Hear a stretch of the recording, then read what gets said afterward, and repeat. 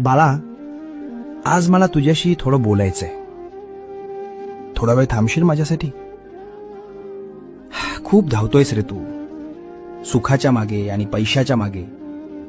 पण तरीही रोज रात्री उशीवर डोकं टेकवल्यावर तुला रिकामं का वाटतं?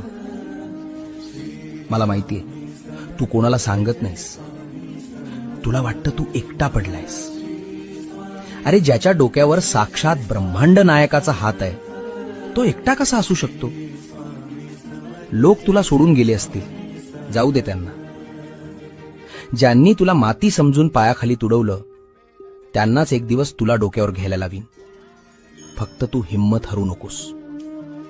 तुझ्या प्रत्येक संकटाची ढाल मी बनलोय. तुझं सगळं ओझं माझ्या पायावर सोडून दे. भिवू नकोस. मी, होय मी